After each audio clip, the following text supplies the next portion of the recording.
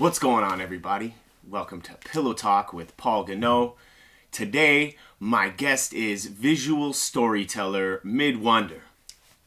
Ta-da. Welcome. Here. Thank you. Yeah. I'm happy to be here. Super happy to have you. So, okay, so before we start anything about like Wrestle Talk, I had this, I've been wanting to talk to you about this for like a long time because I thought it was cool. And like we see each other like at least I feel like once a month. Yeah.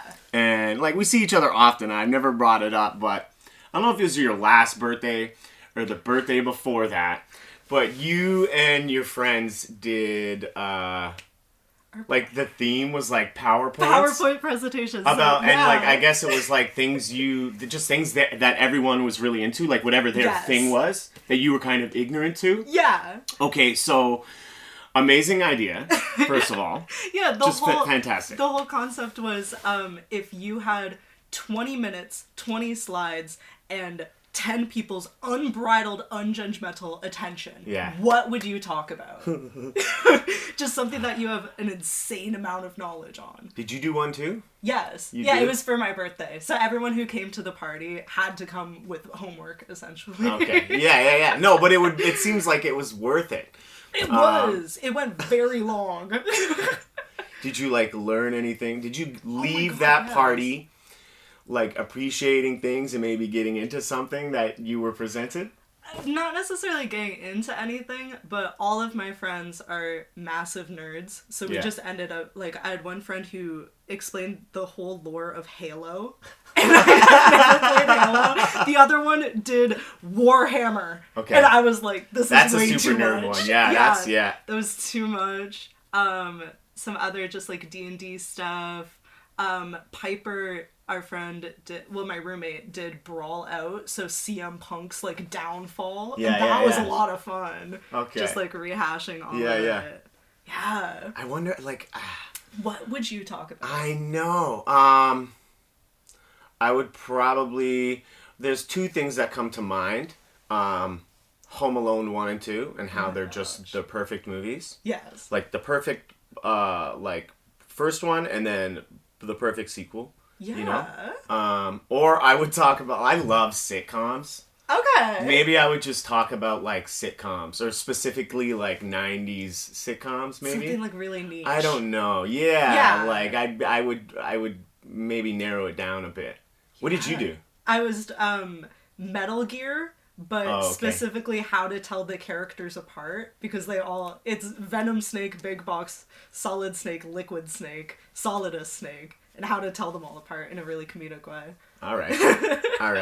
I remember playing, and I feel like on the original PlayStation I might have at least one Metal Gear Solid on there. The first one is expensive now. It goes for hundreds of dollars. Wow. Yeah. I had no idea. Like, I didn't even know it was, like, still super popular. I feel like one time you and Aiden were at a show and I mentioned something, but I said, like, Splinter Cell. Girl, I can't believe you remember it. I went out and bought the first 3 Splinter Cell games. Fucking I'm gonna buy these. But Splinter Cell is good.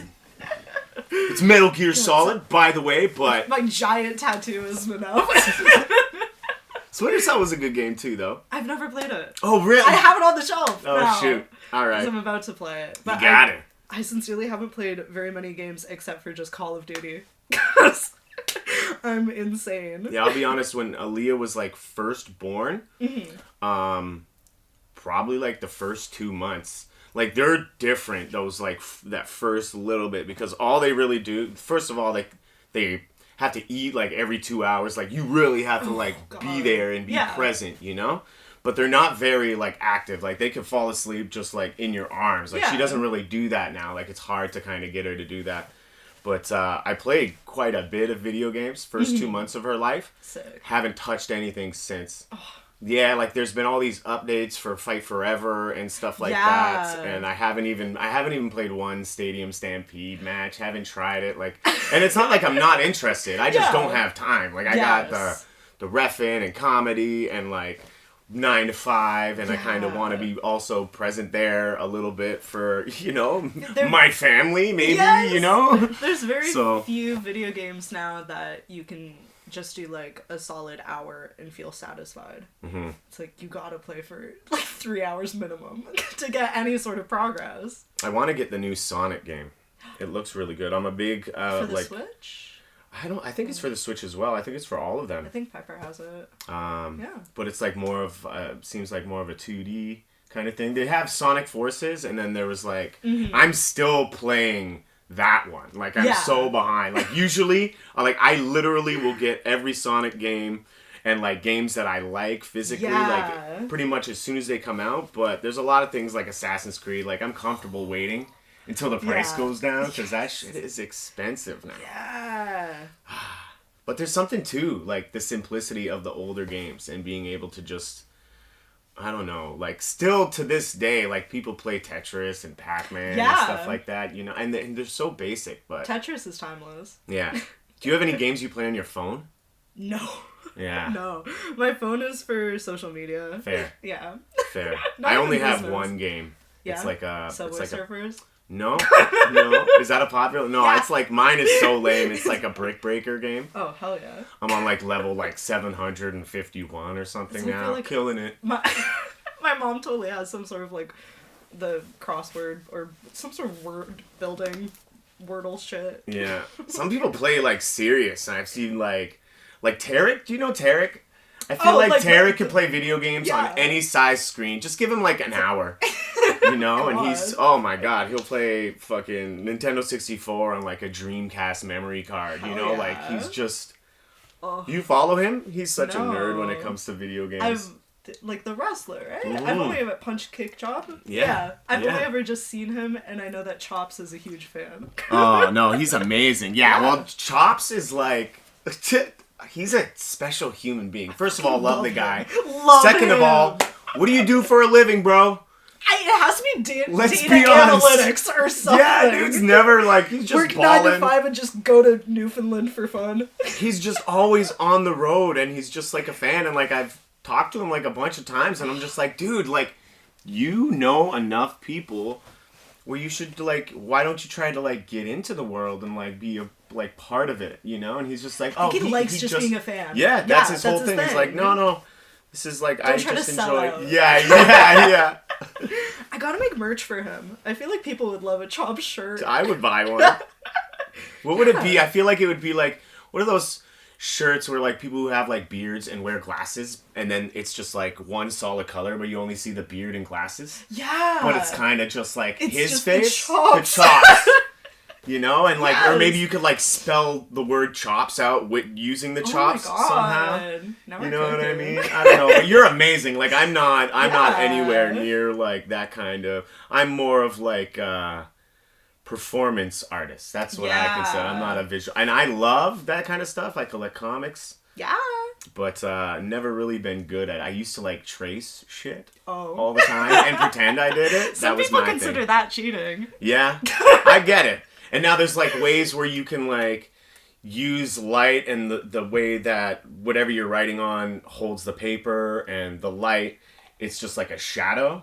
And so you write from a shadow. I don't know. You probably know all this. Yeah, I don't know exactly. I don't know.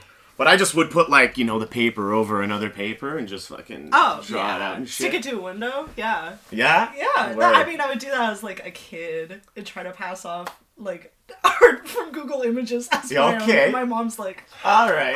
I don't want to hurt your feelings by telling 7-year-old that you did not draw that. Yeah. But it's like, we know. Something's cooking. Is your mom an artist? She paints in the way of like old country home style, like making Christmas decor. All right. Not in the way of like canvas paints. I gotcha. Type stuff. Yeah. Okay. So how did you discover that you were good, and like when did you find your passion? I feel like just as a kid, I was constantly drawing and wanted to draw and stuff. I originally wanted to be an author really badly, and that kind of developed into like making comic books and stuff. And I remember my first like time of like entrepreneurship that I would make comics of like 2 pieces of printer paper stapled together, make a little comic and sell it to my mother for 5 cents. And then she would make me do some sort of chore, and she's like, I'll pay you 5 cents.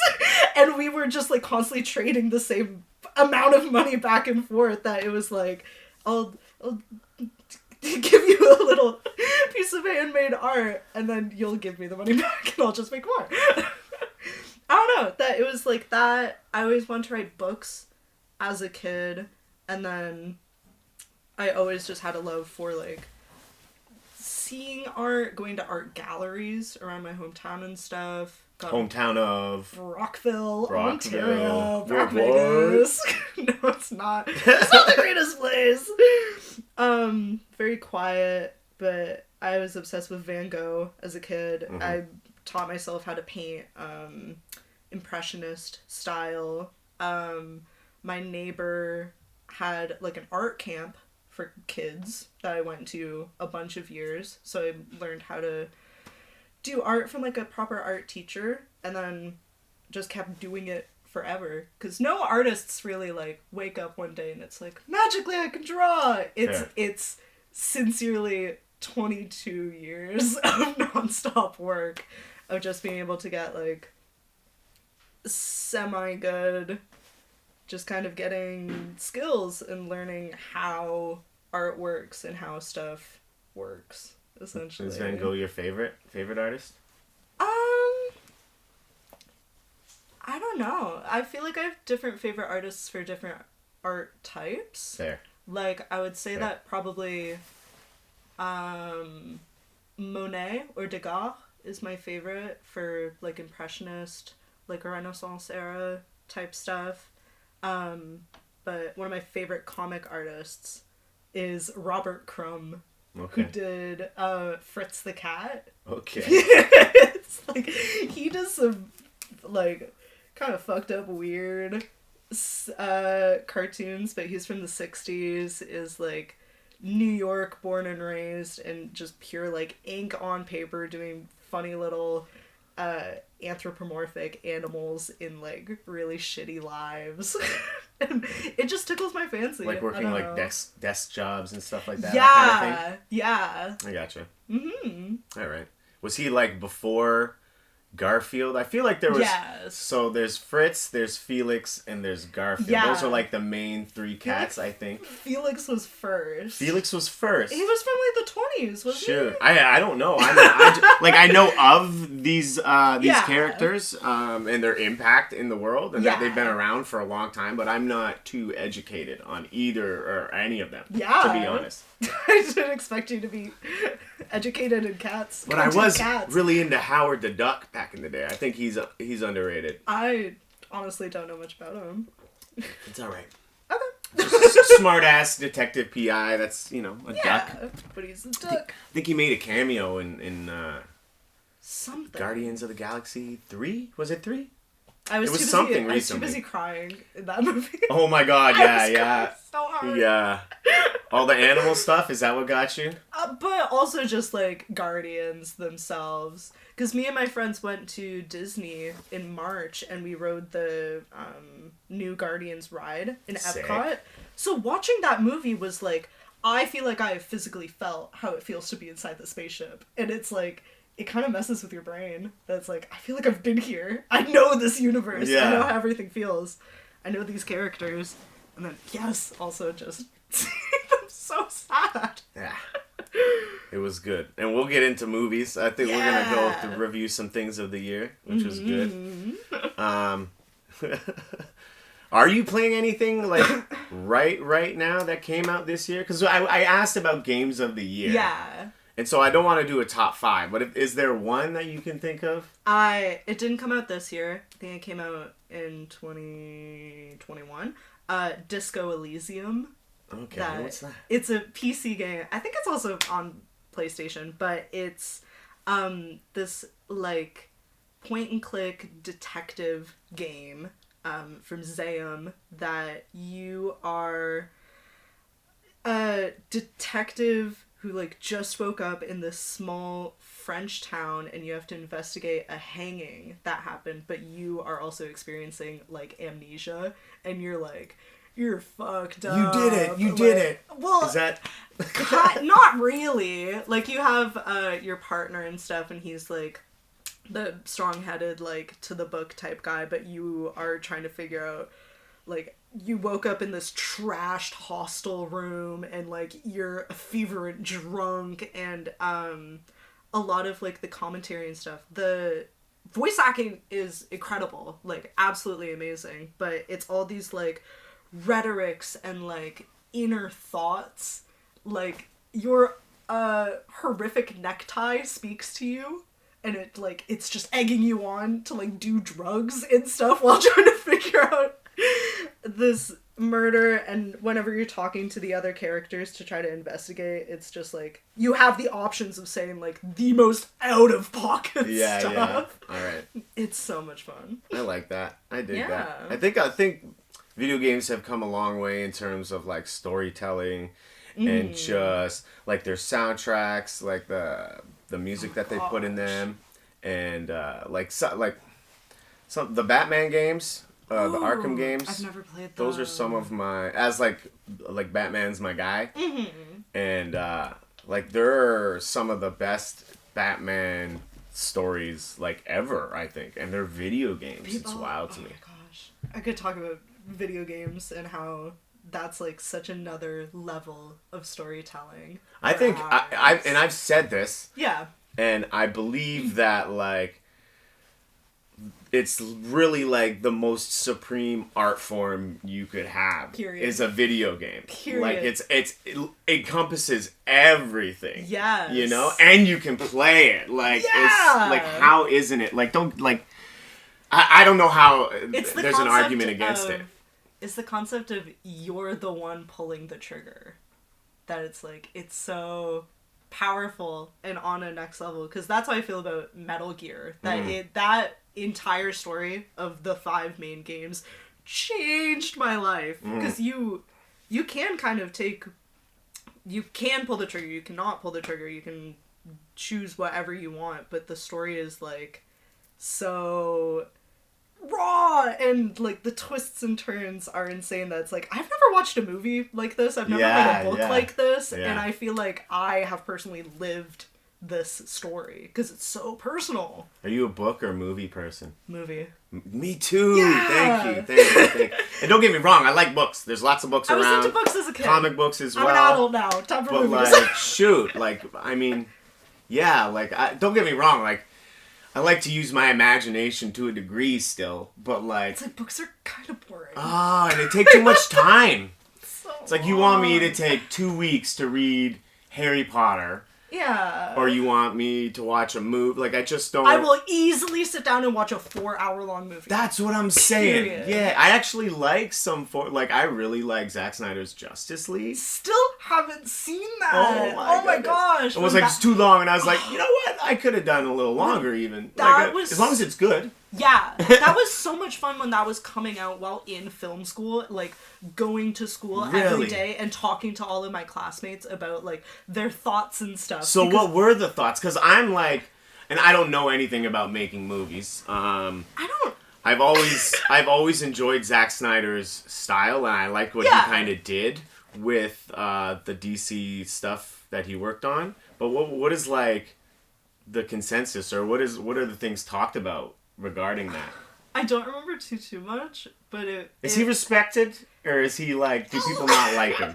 Be honest, it's okay. It depends on what kind of, it depends on what kind of film student you talk to, because there are the film students who are like, fucking love, like, Michael Bay is a visionary. Oh no! He's doing something. See, I look at them differently than, are we putting Zack Snyder? He's balls to the wall, and you can, like, it's the Snyder cut was respectful because it's the director's vision uncut. That's the point of a director's cut. Okay. That's like, this is what he wanted.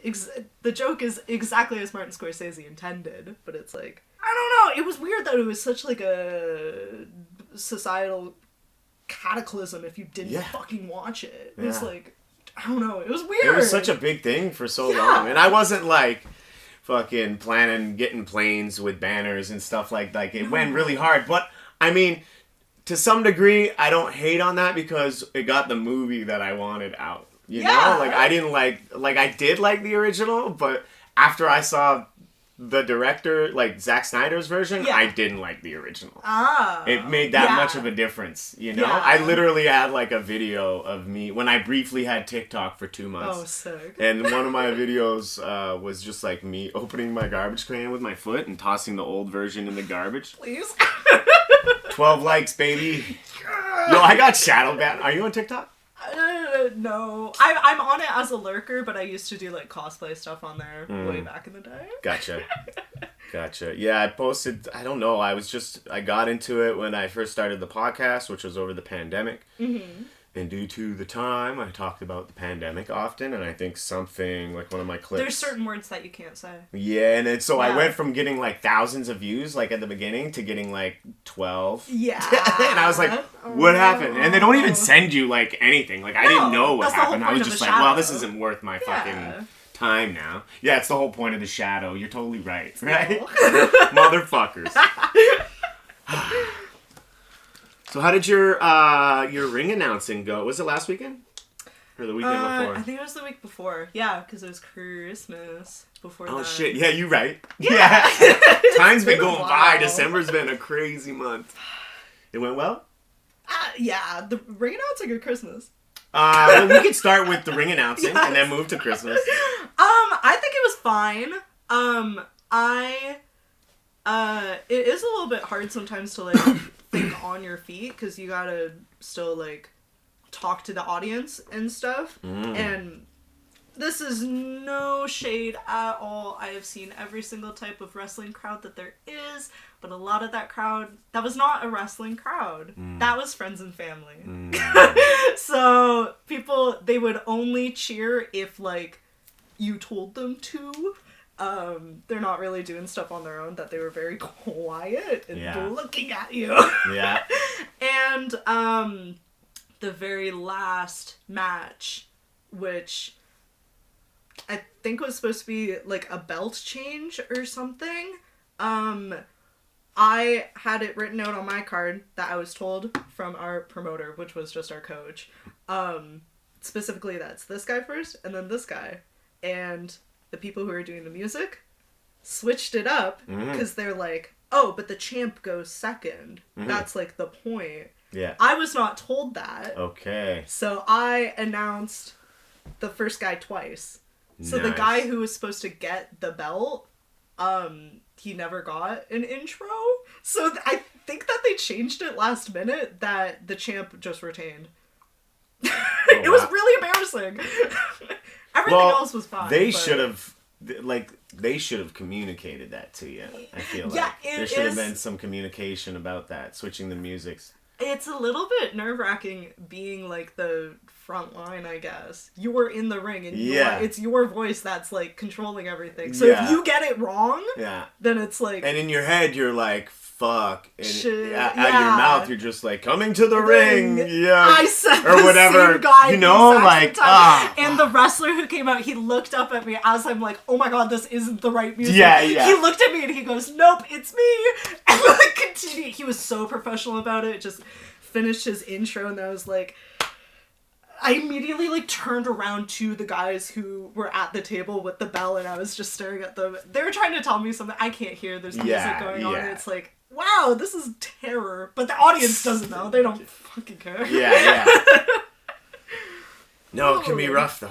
Yes. Those situations that come up. It would probably be better if we got some sort of system with, like, the inner ear. Have you ever done reffing with the inner ear monitor? Okay, so... I'm curious. Okay, so it's so funny that you say that.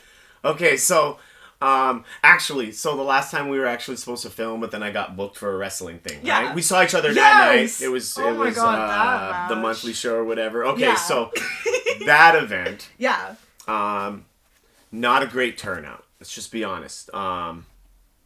And the other ref, who I was just meeting for the first time. Yeah.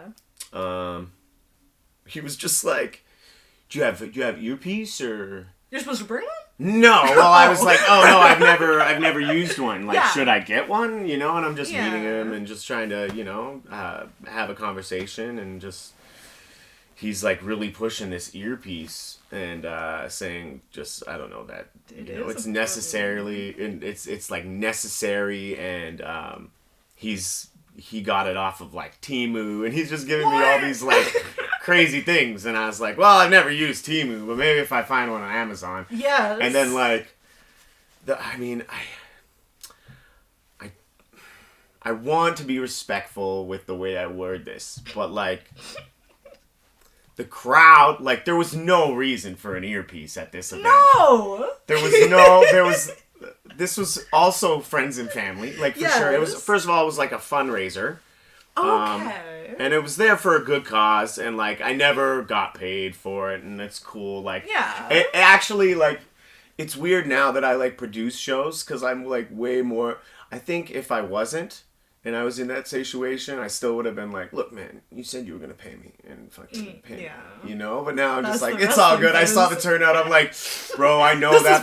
I know whoever put that together is not happy. Like, I know they're not. And it's got to be such a bummer. Yeah, but at least like, for the student shows, we have to sell a minimum amount of tickets to, first of all, be allowed on the show. Really? And then for the show to continue. Because, like... Oh, yeah, Because it cost money to house it. Yeah, I do remember that was, like, a big thing, like, for the time that I was, like, trained. I trained, like, 2 days a week for maybe, like, 3-4 months. What? At Battle Arts. Yo! Just doing the ref. I wasn't actually wrestling. Oh, my God. I never actually... No, that's Brandon. Brandon Doty. He did that, and like awesome. Cheers to him. He's like he's all in and stuff. Like I fractured my back when I was in my teens. Yeah, skateboarding.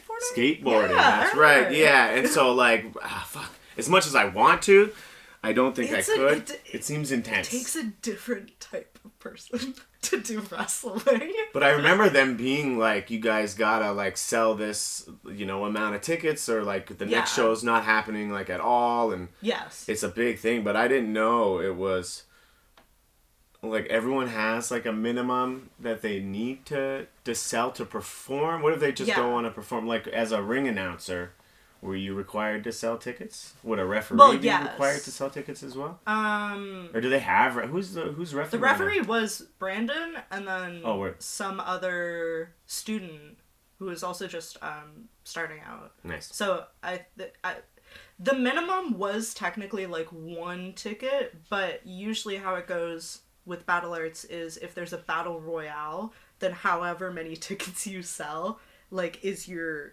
tier in the battle royale, like how long you're going to last in the battle royale. Gotcha. Yeah. Gotcha.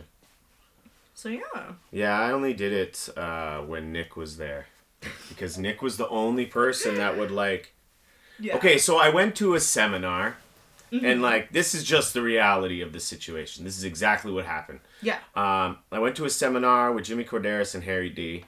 At Battle Arts. This is like my full Mikey truth. I've known Mikey for a while. I've known him for a while, and he knows that like I want to get into the world, and I would always see him at Destiny shows and shit. Yeah. And he just like hit me up, messaged me, and said this was going on. So I went to it. Yeah. And at the end, there was all this conversation about people like, oh, if you join Battle Arts, we'll give you like a cheaper price because you're not actually going to be training as a wrestler. And I was like the only person to do this because I was like, oh, it's amazing. I'm going to get like time with Harry and blah blah blah, and I'm gonna get all like people are like they understand what I'm here for. Yeah.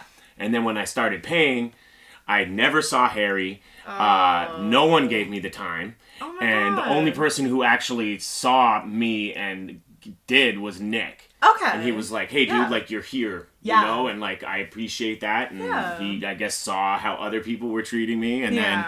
I don't know if who's the guy who David or whatever. Yeah, Dave. Yeah, I don't know if there's like any animosity between him and I. Like I don't have any on my side, but like when I left, it was just like I just stopped paying. Like for some reason when I signed up, well, legit when I signed up, I gave them all my info. Yes. I gave them my credit card info. I did all that. But then every month there was a problem with the payment. And I would go in to train and they'd be like, oh, your payment didn't go through. And I would always pay with cash. And we just never sorted out the credit card info. Okay. And then it just got to a point where like Nick was gone. I would go in and I would just sit there for like an hour and a half, 2 hours and watch everything. And they wouldn't even bring me in the ring to do any, like, mock matches or, like, anything like that, you know? That's how it was with Nick. Like, he would explain shit, and then, like, the last, like, half hour, 45 minutes, he would fucking do some matches, and that's where I would come in and get to do my thing, you know? And, so I left, and they probably had some outstanding payments, and it's like, hey, dude, like...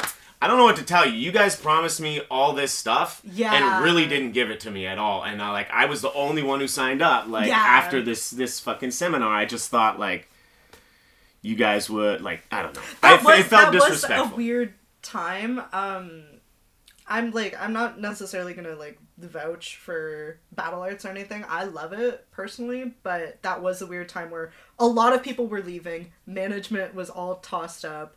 And the wrestling class system, all of that was really like by the seat of your pants. That there was no like class Bible, there was no curriculum or anything.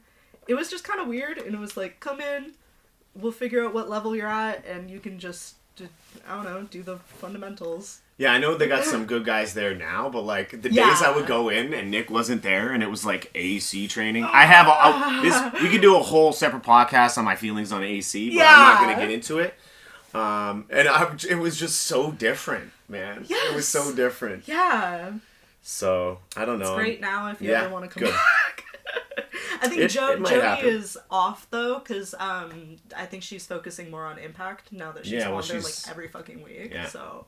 Yeah. Sick as hell. That's awesome. But it's still it's nice to see that. I still love like watching like that kind of stuff. Like seeing like the people that, you know, we know on like Ring of Honor, and I'm like, fuck insane. Yeah, I love that shit. I love it. Because there's so much good wrestling in Southern Ontario, you know? Yes.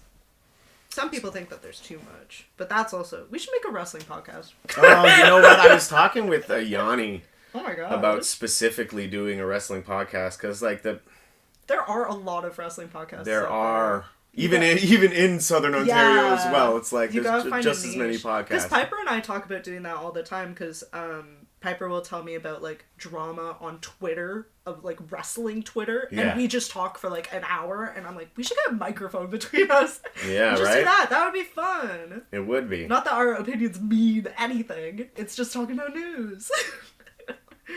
Yeah, Sean Murley, I think he goes by Dr. Mask. I don't know if you know him. He runs Pro Wrestling Eclipse in Oshawa. Okay. And he saw that I have like a bunch of like wrestlers on my thing, and he messaged me like, "Hey, is this specifically wrestling?" Oh. And like he wants me to do something for his promotion, but I'm like, I got so much. I don't have time. Yes! I don't have time, man. There's I'm no already time. like, I love my lady. I know I have a lot of things going on, you know? The thing I think also is like, in our relationship, we're currently going through like this transition period from like being I don't know, I don't want to say single, but like when you're together and you don't have a baby, what's that? That's different. Yes. You know, pre-family. Like now, she now says we were still a family before because we had animals and stuff. And I'm like, yeah. Yeah, but it's a little... I mean, you can replace that's what I'm saying, right? Fuck, I lost my train of thought. That's okay. You said that, and I just started immediately thinking about my cat dying. Oh my god, I'm so sorry. You're the worst. No, I'm just saying, you're not the worst. Her? No, okay, so I have 2 cats. Mittens. And actually, Mittens is Artie. He has like little white booties and things, so like it kind of came from that. Yo, you know what the funniest thing about comedy? I'm just bouncing around here. We can talk about comedy. Is that, did you come to did I explain the situation at the Rec Room? I'm going to be back at the Rec Room on January 25th, by the way, 7 p.m. Mississauga Square 1. Did I explain the situation that happened there? Aiden just told me that apparently it's back up and running. Yeah, okay, so they're super happy about that. It's happening, and that's great. But like the first show that I did there, I guess I said something about still doing cocaine. First of all, Yes! don't do cocaine. I've been like over 10 years like chemically free. I barely drink, you know. I like having a shot or two before a show. Yeah. But like I don't get drunk a lot. Like I don't. Maybe a handful of times a year, you know. I probably won't even get drunk on New Year's. Like I got drunk Christmas. Yeah. With bacon and shit. Yeah. No, I understand why like people like drink and bake, like housewives, like when they're doing all their things. Yeah. You know, they're having a look because it's just so fun. Yeah. But no, I mean, you can still tell it because we're on a podcast, but you did tell me about that guy with the cocaine situation. That I'm like, of all places in Toronto, you're gonna be upset about someone joking about doing cocaine. Yeah, that. And also, like, it's not family-friendly show. Well, now it's going to be 19 plus. That was like the Sick. big thing with the guy when we were emailing after like they had the issues with the content. Yeah. Well, first of all, it's like, yeah, I also said that I had a son named Mittens. Like, bro, like you don't need to take everything seriously. Like, half of my shit is just like made up. Like I saw something and I thought this and then my mind, you know, just trails off and, you know. So, like, don't always take comedy to heart. I'm just trying to say the funniest thing, whether it's true or not, you know? I was telling Aiden that last night I had an insane stress dream that it was me and the, like, current wrestling class, so all the people that I see pretty much every week, and we had to do some sort of variety show at Scotiabank Arena, so in front of 30,000 people. And all I remember was that I had to do a stand-up bit.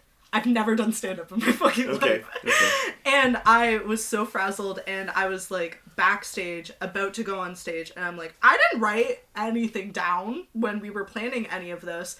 And then I'm just on stage, and all I have in my hands is one of those, like, paper write-in math workbooks from, like, elementary school. That I have essentially a math textbook in my hand in front of 30,000 people, and it's like, do your stand-up. And I remember that I told like one joke that I was like desperately trying to remember from earlier in my dream, and no one laughed, and I straight up just said into the mic, I was like, oh, so that's how it feels to have a joke not land just in front of like 30,000 people of silence. And it's like, why am I having stress dreams now about stand-up? It was very interesting. That's hilarious. Like, though. What the fuck would you do? Go up on stage, the biggest stage of your life. All you have is a textbook in your hand and no jokes. Just hugging it. Just. I immediately walked off stage. Yeah. Do you like remember your dreams vividly like that? Like a lot? Yes. Girlies who are on antidepressants will know that you have the most vivid fucking dreams. And I remember all of them usually. Yeah. I remember, it's weird. Like I remember them in the beginning, and then I don't know, as the day goes on, it's like I only have like a certain amount, like a finite amount of space in my brain, and then when certain things come in, like other shit just leaves. Maybe that's why, you know? Yeah. But like by the end of the day, I don't, like, I just would be like, oh, but then I was like, I was scared at this part because this person, but I don't remember all the fine details. Yeah. There needs to be a way to like train that, maybe. I'd love to be able to. Like, have you ever had a dream within a dream? Yes. Have you done that? All the time that I'll have a dream, and then I'll wake up at like 6 a.m. because my cat was trying to wake me up, and I go back to bed, and in that second dream, I'm telling my friends about what happened in my first dream. Or like I'm on my phone in the group chat, telling people about it. But all of my dreams are usually, because I'm a massive fan at heart. Being a fan of things is so to my core. Almost all of my dreams involve famous people, me being friends with famous people, and going to events. I've been to so many AEW shows in my dreams. Yeah. Attendance is great. Yeah. The thing, man, I don't really want to get into it, but I am annoyed about how this whole attendance thing is. I think wrestling is in, like, the greatest spot it's been in so long, and we're getting the best from, like, WWE because of AEW. Like, But people are concerned about numbers? Is that? Yeah, I see a lot. I see online on social media just people posting photos of like crap. That's right. Listening to wrestling fans. It's not on that the I listen to internet. them. I just see it and I'm like, oh god. Well, I guess in a way I am listening to them. But like Peace and love, I cannot stand wrestling fans on the internet. Don't talk to me. Yeah, it's a You're bit all much. 40-year-old men I've had to and leave you've quite never... a few groups because of that. Yeah. You're still training to be a wrestler then? I do it for fun, mostly. Okay. Because it's like the one... I've never done any other sports in my life. So, I don't know why I chose this one of all of them. Well, it's your favorite, no? Yeah. I do it because I'm a huge fan. I love all of the connections that I've made. I don't want to lose those connections. Some great friends. And it's just... Honestly, it's just really fun. But I don't have any, like, real concrete goals or anything. I kind of just want to do, like, one match and then be able to be 50 and tell my children, like, back in my day, I was a wrestler. Yeah. But not real. Like, I'm not shooting for the stars or anything. Yeah. It's okay to, like, just do stuff for fun. Yeah. It's okay. Well, wrestling is so intense, though. Because It is. everyone that you're training with, they're like, I'm going straight to AEW. They're like, we're dropping everything and only, this is my career. Yeah. I'm like, it's like going to college for fun. It's like, why am I... I feel like you could, yeah, I it's get so you. much. I feel like you could, like, there's lots of ways that you could carry art, and I'm sure you have, like, making money in the wrestling world, like shirt designs. I want to be in the industry very, very badly, but Yeah. not in the way of being in the ring, necessarily. Yeah. Yeah. Yeah, it's got to be taxing. Yeah. Like Joe Rogan, he's like just like a master of martial arts. Like he's really good. No, like has just like knowing. run like trained UFC fighters like to kick because he just has these insanely powerful kicks and like has the knowledge and the skill to like be a fighter, but like just has seen a lot of the damage like, you know, doing that for an extended period of time can take. And wrestling's no different. If anything, wrestling's worse. Like life expectancy is like 60. Yeah, so I get like not wanting to, you know, always put your life, but that makes me respect it so much more, you know? Have you seen Iron Claw? I haven't seen it yet. You saw it? Yes! Damn, motherfucker. I saw it yesterday. Yeah? Yes. Yesterday. All right, and? Really good. Yeah? It's interesting because have you seen Dark Side of the Ring? I have. Okay. Oh yeah. Fucking love Dark Side of the Ring. Yeah. A lot of the people who worked on that. Do you have a favorite episode of Dark Side? Well, we should have done top 5 Dark Side of the Ring episodes. That would have been a good one. Well, the whichever one that has Mox in it talking about Nick Gage and stuff. Oh yeah. Pizza cutter shit. Oh my god.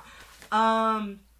But if you've seen the Dark Side of the Ring episode of the Von Erich story, I feel like Iron Claw is less impactful. I don't know if it's because you know what's going to happen next, essentially. If the people who went to that movie being like, oh, Dad, I want to go see the new Zac Efron movie. How about this? You think that happened? Yes! Really? But I swear to God, there was a family behind me while I was there's Starbucks now in Cineplex on the Queensway. Yeah, okay. That there was a family behind me, and the girl behind me was talking about how, like, Zac Efron doesn't look all that handsome anymore. It's because he was in a car crash and he had to get his jaw reconstructed. That's why he looks like that. Oh, for real? Yes. I had no idea. But she was just talking about how, like, Zac Efron's super hot in this, and Jeremy Allen White is, like, super hot in this. And I'm, like, I feel like dreading, like, you're gonna go see the Von Erich story, where, like, everyone shoots themselves in the face because they can't handle being alive. But I was saying that some stuff was omitted, it feels like, and there was just not enough oomph behind the story in a wrestling story. Yeah. But it was shot very, very beautifully. Like, super nostalgic for, like, the Glow era of wrestling. And, like, if you've seen the Glow show, oh my gosh, everything felt like that. Yeah. Like, how the ring is, like, a piece of plywood and the ropes are all like loose. Oh my god. It was visually great. All of the scenes were great, but it was so interesting not having that like strong impact behind it, despite it being a real story. Mm-hmm. Yeah. And it's weird because, like, I imagine, like, sure, I feel like there are going to be, you know, a percentage of people going to see it because of who's in it. Jeremy Allen White has been killing it because of fucking The Bear. I'm talking amazing. about The Bear later. Love that shit. And so, like, there's some hot people that are in the movie, but I feel like overall it's not a hot people movie. No, not necessarily. I don't mean like even necessarily physically hot. I just mean like people that popular people, let's say. Yeah. You know, so you might have that, but I feel like over half of the audience is like, this is a wrestling movie. Yeah. It's for wrestling fans, you know? Yes. Like a lot of and I don't get it, but, like, a lot of people don't like wrestling. And wrestling's like one of my favorite things in the world. My lady has, like, grown to appreciate it. Yeah. But she likes seeing it live. But she doesn't really like watching. She won't watch, like, Dynamite or, like, Raw or anything, you know, pay-per-view. That's like it's more of a sports fan type thing. This weird. With Iron Claw, I would recommend going into it blind and then seeing the Dark Side of the Ring episode afterwards, so that you can get, like, the exposure of this really fucked up story, and then watch the documentary about it afterwards to realize how even more fucked up it is. Yeah. I'm glad they brought it back, too, because I was honestly, so I wasn't a big fan of Tales of the Territories. I watched it. I didn't watch it. But it wasn't anything like Darkside. Darkside is just so good, and then they brought it back, and the last season was really good. I had the honor of interviewing Jason Eisner, the director of Darkside, in my last year of college. Dope. Just talking to him about, like, wrestling documentarianism and all that stuff, and being a storyteller and being Canadian, and loving wrestling. It was great. Yeah. Yeah. They have, the same people that do that have Dark Side of Comedy. Yes, that was also filmed really in Toronto. Good. Yeah, so they're doing good stuff. Yeah. Do you want to get into top 5 maybe now? I would love to talk about my opinion about things. Okay. Let's do shows, because, like, we're talking about all these shows, and Sick. Dark Side of Comedy is on my list for sure. Do you want to go first? Yeah. Okay. Is this, like, in order? You can do whatever. I tend to do, like, my favorite one first and then go the other way, but you can do, like, 5, 4, 3, 2, 1. You don't even have to do an order if you don't want to. I feel like a lot of these are kind of, like, on the same... It's almost like a triangle. All right. That's, like, everything's kind of... Equal? Yeah. All right. The first one that I have is What We Do in the Shadows. Okay. Toronto fucking filmed, written. I believe it's on their... I should know this because I kind of worked on it. The 5th season is coming out now. 6th season is being filmed right now. Okay. Funniest fucking television I have seen, aside from, like, Letterkenny and It's Always Sunny. Letterkenny's awesome. Yeah. So good. But it's based off of the Taika Waititi movie. It has a really stellar cast, but it's all mockumentary of following these 4 vampires who have to navigate being normal in New York and all their fucking antics. And it's huge in Toronto because it's been, like, the forefront of a lot of Toronto film industry stuff, getting people jobs, and it's been so fun. Okay, so what exactly, like, do you do, like, in the industry? So, I work in props and set dressing. Oh, wow. That's kind of cool. Yeah, I've had 2 years experience working in prop shops. So it's these fun little warehouses that have everything and anything you could ever need, aside from, like, manufactured props. So like guns and stuff. That's what I would like to do for a, like, end goal career, is to work at Layered Effects, making, like, the giant guns for Star Trek and Gear stuff. Solid movie. Oh, maybe. Well, those are real guns.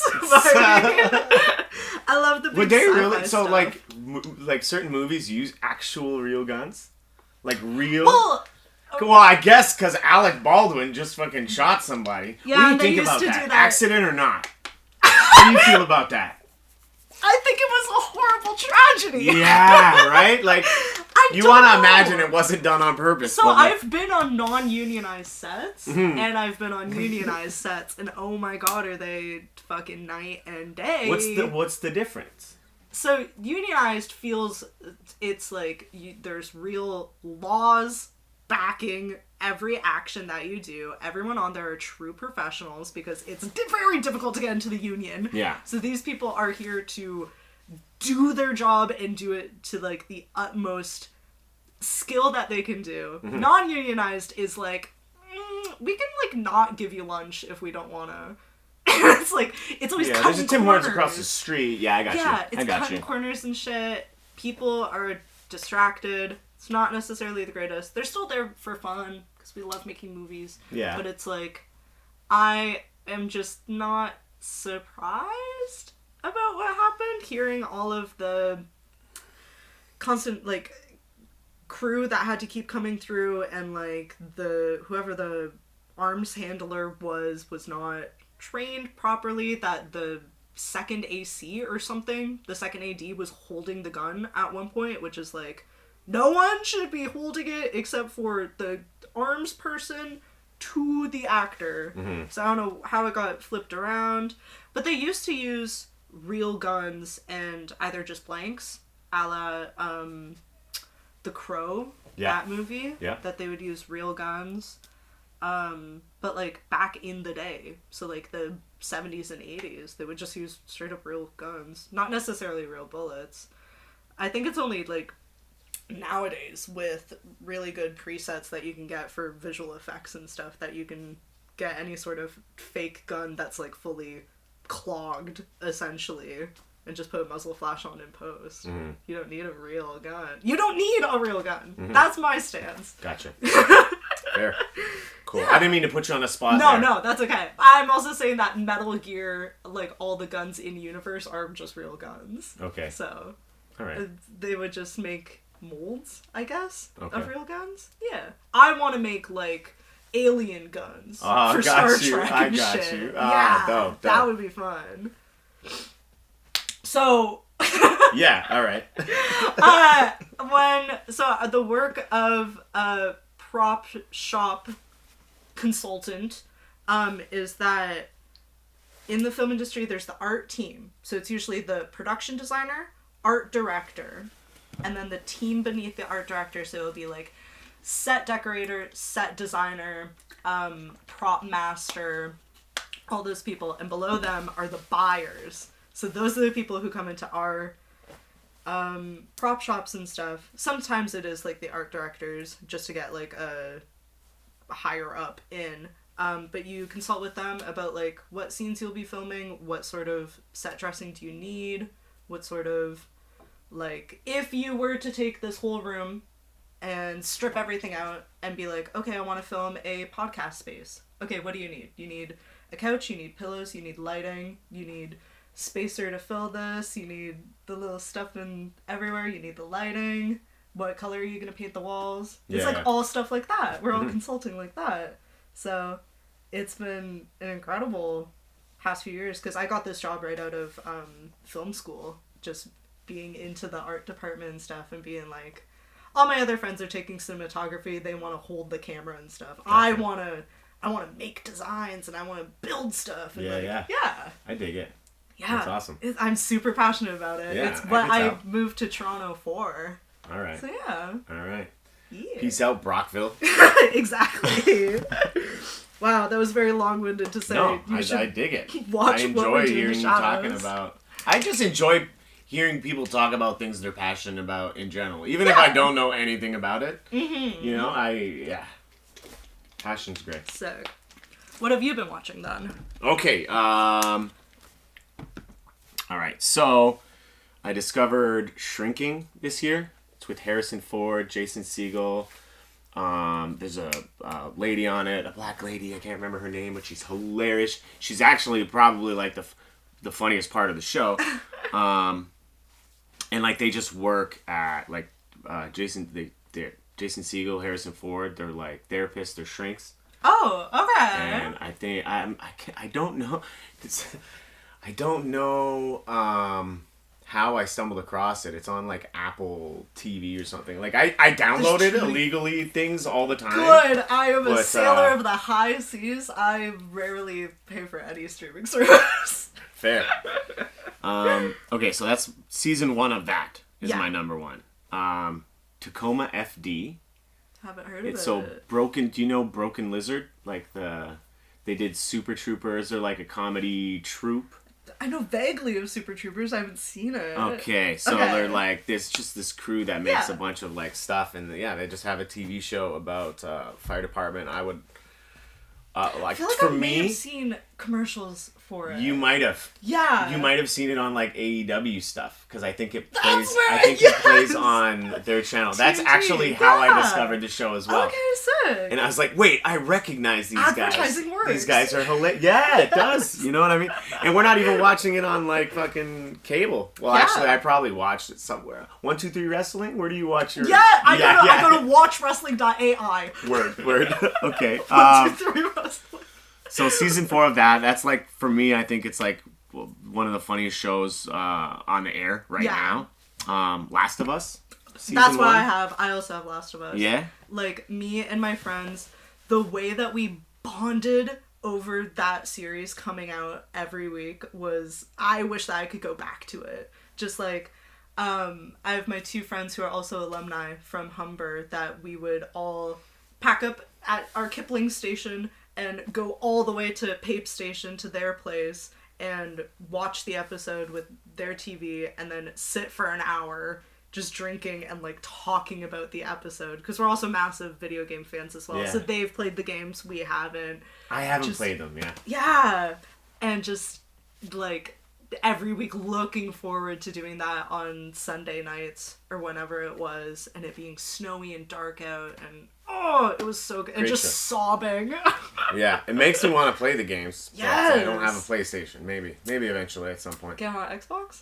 I have the new, but it's not for Xbox. It's just a PlayStation exclusive. Yeah. I had no idea. Are you a computer person? You play video games on computer? I'm a PlayStation person. PlayStation, but right. Majority of my games are either PS4 or like PS2. Got you. Sometimes PS3. Yeah. But yeah. I don't have a PS5 yet. That may be my New Year's resolution is to get a PS5. That's hilarious. Play more video games. Yeah. Yeah.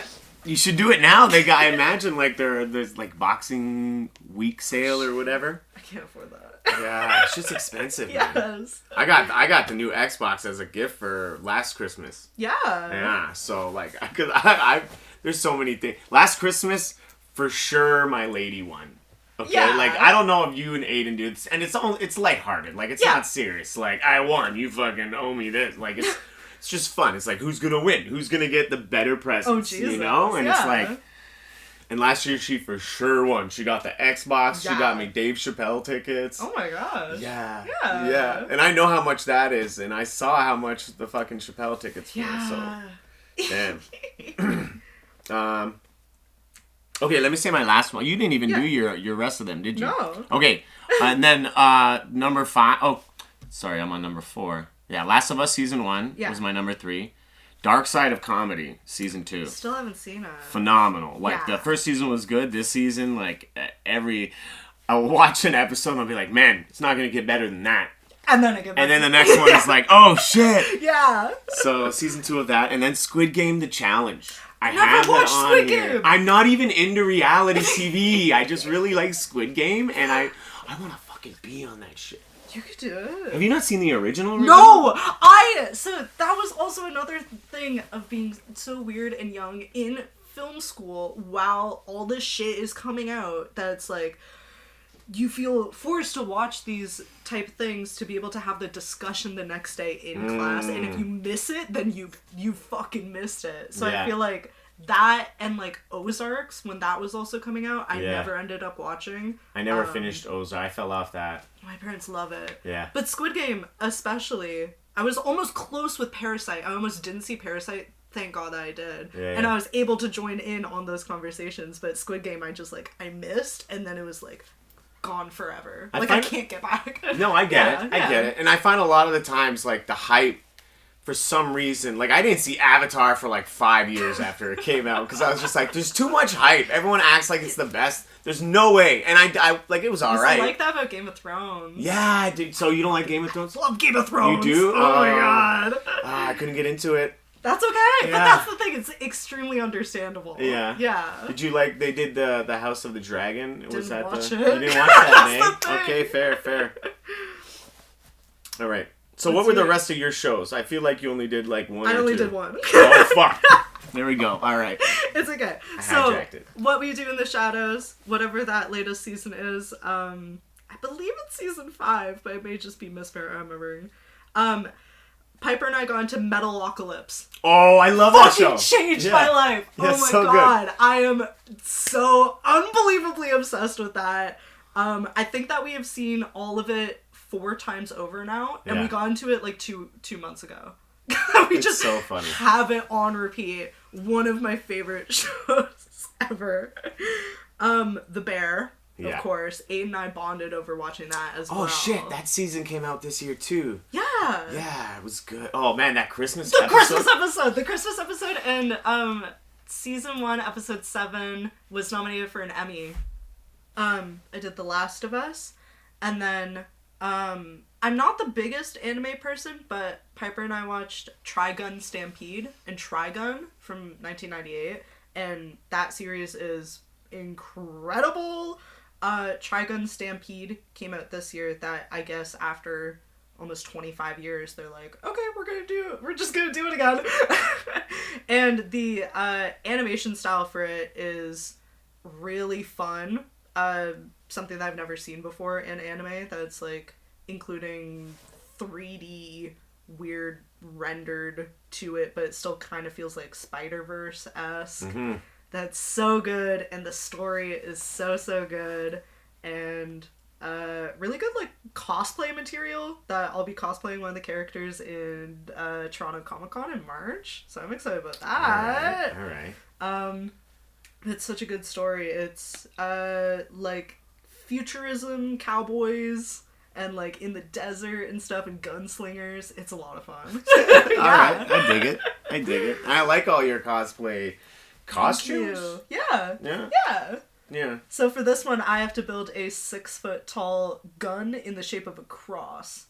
Right. I'm so excited. I love how you see that, like, for sure that's a giant challenge. There's no way that's not going to be a challenge. But you're like, fucking bring it on. I have 3 months to do it. Let's go. I love that shit. Yeah. All right. What do you want to do? Let's do wrestlers. Do you want to do wrestlers? Oh, hell yeah. Okay, so I'll go first. Yes. I don't know exactly how you did this. I've done and I might have even done this before. I'm not sure, but the list could change after a year of not whatever. It could change. Yeah. I'm going current wrestlers. I could talk all day. Stone Cold, The Rock, Jericho. People who had a good year this year. I'm talking about like. Okay, so. Oh, see, I wasn't even thinking this year. That would have been a better way to think. No, actually, now that I'm looking at it, I think it still holds up. So MJF, it's my dude. Yeah. Got him. Hell yeah. Like, he's just Wembley, baby. Just everything about him is just, and you hear the stories of people that talk about him and how he's a leader backstage, that kind of deal, and I love that, man. I love that. There's just and so I have a story about MJF that I've told on here a couple times, but I don't know if you know it. Yeah. So before AEW started, a bunch of the AEW guys came to Battle Arts. You remember that? So they fought, they would do, MJF has done Destiny shows, and he used to do Alpha 1 with Ethan Page. Oh, I didn't know that. Yeah. So he's been around these parts before. Yeah. Well, when they were here last, there was like this whole thing with him and Adam Cole, and they had like Casey Spinelli and like a bunch of like the Lexi and Nicole. Yeah. Like they were in one of like their little, I don't know, fucking promos, if you want to call it that. I don't know what it was. They were kind of doing like mini movies at one point. Yeah. It was sweet. Oh. But MJF killing it. Do you have any World's Ends tonight? This is going to come out in a couple days. any predictions on who the devil is? If like I don't know if we're gonna see him. It would make sense to see him World's End. The name kind of would fit, you know. He already lost Ring of Honor tag titles. Yeah. I don't know. I wasn't caught up on that. I feel like. But like you gotta see things even with Instagram, right? Yes. Like, you see shit. Yeah. I see shit, and because I'm like few weeks behind. I won't lie. Like of everything. We have a little group chat with our wrestling friends, so we're constantly sending memes at least. For the devil. Some people are saying that it's going to be Kyle O'Reilly, that he's coming back from Red Dragon, and I'm like, that would be funny, but there's been, like, absolutely zero, like, a hint at all of any of that, so that seems a little bit far-fetched. I heard that, like, the Devil's Henchmen or whatever is Kyle O'Reilly and Bobby Fish. Bobby Fish coming back? That's what I heard. Oh my gosh, maybe. So, I don't know. I have no real predictions on those. I don't even care about the other guys. I'm just, like, wondering who the main person is. I think, personally, it's Jack Perry. It has to be! They did, like, a glass bit. There's so much that makes... And I originally, before CM Punk returned to WWE, I was really hoping it would have been him. That would have been amazing. No! You don't think that would have been amazing if it was like, oh shit, I didn't leave. You guys it would be stupid as hell. I would be like, this motherfucker's dead. I have Stockholm syndrome. Oh my god. I put Punk on my list and beside it, hear me out. Because all of these wrestlers I consider having a great year, he just had, like, a year. That it's like, you did a lot. You're sure up there. I can't name any good matches that you did this year, but it's like, you've been on my radar that, like, holy fuck. How long were you gone from WWE? And just the fucking funny absurdness of waking up one morning and seeing, like, on Twitter that's like, oh, CM Punk is suspended again from AEW. Like, this can't keep happening. What the fuck? What a guy! Yeah, I don't know. I remember watching that original post whatever press conference. The brawl at the media scrum. And being like, this isn't gonna end up well. No. Like, this is gonna go bad. Like, I didn't think I'm working with a bunch of fucking children. These muffins are great. And now MJF has a pickle deal? Yeah! Shit, that shit's so funny. Oh my god, I love wrestling! You're saying MJF. Okay. Yeah. Yeah, okay, so Randy Orton, that's my number 2. Shit, I sincerely don't watch WWE anymore. I watch it a bunch as a kid. I'm not super big on it. I'm glad that he's back. Paying more attention now that certain people are over there. Yeah. I'm interested to see what they do with Jade. Yeah. But yeah, Randy Orton I think is just like... he's solid. He'll forever be just fucking great. He's probably... This is a favorite, top 5 favorite. I would say Randy Orton, technically, and just everything he brings to the table, like, I would argue he's the best, I mean, in the world right now. People say that, yeah. You know? So, yeah, number 2, great to see he's back. Got overshadowed by CM Punk a little bit. Yeah. You saw that coming, though. Yes. I'm going with Bryan Danielson. Oh, absolutely. Ray Phoenix. I'm super glad that accident... I don't want to say super glad that accident happened. I'm just happy he got to have a little shine as, like, a singles wrestler. Because he is so good. And, like, Lucha Bros, like, probably my favorite tag team right now. Yeah. And then I'm going Abaddon. Oh shit! I love Abaddon, and like I remember we were talking about it. I was like, "Hey, it's fucking Hannah. Yeah, she's got to." And I had to go up to you to ask just to make sure, you know. Yeah. But she's awesome, and I'm glad to see that she's on fucking like TV and stuff. Yes. Like she's not doing like she's getting her shine now, and it's. I know she's recovering from some injuries, but it's long overdue. I hope she gets that title from.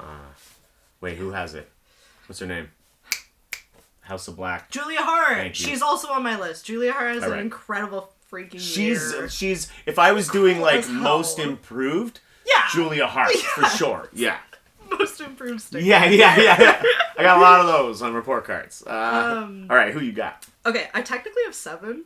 That's cool. But whatever. Okay, number 1, Swerve Strickland. Word. Oh my god, the I way know. that he has gone to the top There's of my another. list. Oh.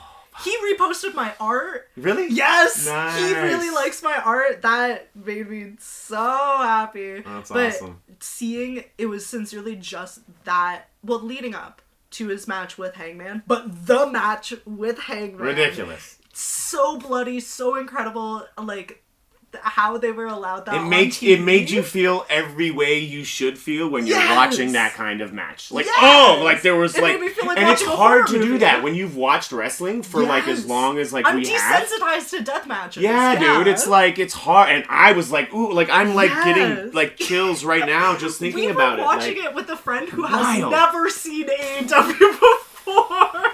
She was like, "What the what actual he fuck are just you drank doing?" the. You just, Yeah, it was you guys are intense. into this? Yeah. Yeah, we are. This is awesome. I've got Jon Moxley because he's my number 1 forever and always. Love it. He's not dead, but he's out there somewhere in Ohio. I don't know. He is just incredible in every fucking thing that he does.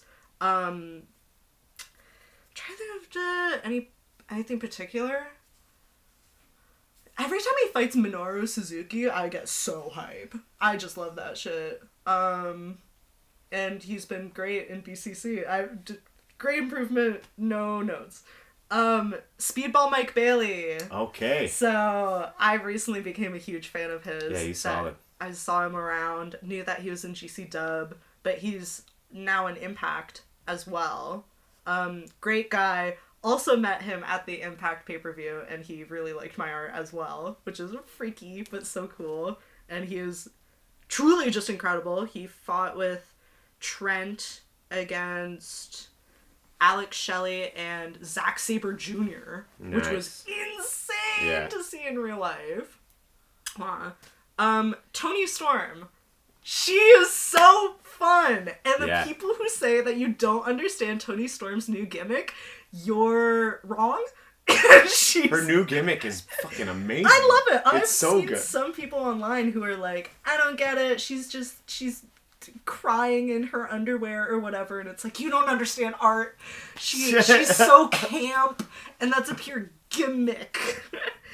And she seems to be having a lot of fun with it. It felt like, I don't even know. It's hard to say, like 1 week she was just what she was before, and then she became this, and it was like, fuck it works so beautifully. You just have to go with it. I love it. I find it hilarious that every time she comes out, they make... Black and white? It's black and white. That's genius. It's great. Something even as on like the simple. posters and shit, they have like her black and white, and it's good. They're so working good. well with it. Julia Hart, of course. Yeah. CM Punk, just for having one hell of a year. Yeah. And then Jody Threat, of course. All right. Of course. She's perfect in every way. She's fucking killing it, as always, and she's an incredible person. I dig it. I like all of them. You want to do superheroes? Sure. You know them? I'll go through mine quick. This is one I do every episode. Batman. Number 1, for sure. Forever and always. Ninja Turtles. Mm-hmm. All of them. Which one? See, if I was picking one, it would be Raphael, but I always... Yes! That's my boy. Yeah, I can tell. Fuck the red one. Any character that's, like, red colored, he's mine. Power Ranger? I've never watched Power Ranger. Okay, alright. That's the only one where I'd be like, maybe, even though I have a red... I like the red Power Ranger, but fuck Green Power Ranger. Okay.